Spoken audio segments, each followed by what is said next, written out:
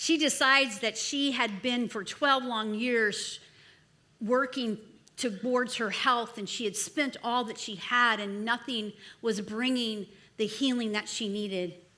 And so she chooses to just make her way through that crowd, and she is determined to touch the bottom or the hem of his clothing that morning. She feels if she can just get that close, that who he is and what she has heard about how he performs the miracles and how he teaches, that could be her answer.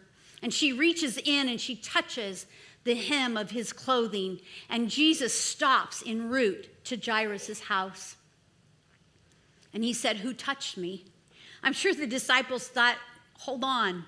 The crowd is pressing in all around you. Everybody's touching you. But see, this is when we come before Jesus with our need and we press in, we're not like somebody else in the crowd. He knows when you reach out to touch him.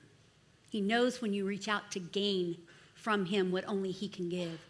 And he stops and he takes time to have communication with this woman. Why? Because he valued her.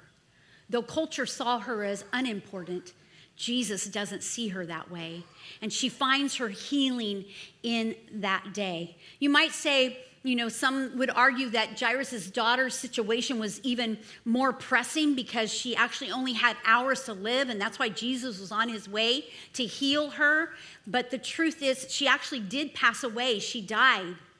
But Jesus isn't concerned about the change to his schedule. He isn't concerned about what others might have considered an interruption. What he is actually doing is showing the crowd that there is something that is so much more important. He stops for the crowd when they viewed that stop as unnecessary. They viewed that stop as unimportant, but he's showing us a deeper revelation of who he is, because Jesus is actually healer and resurrection.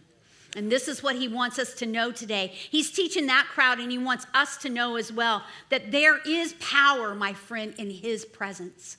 There is power in the presence of Jesus. And today in our lives, he wants us to receive that. He wants us to live into the empowerment that the Holy Spirit gives us to walk at the side of Christ with. This is a truth for all of us to remember, and I feel like we do it well here at Bayside of Citrus Heights, but there's always places and room for improvement, that all people matter to God. Sometimes we just like being around the people that think like us, act like us, behave like us, but the truth is, all people matter.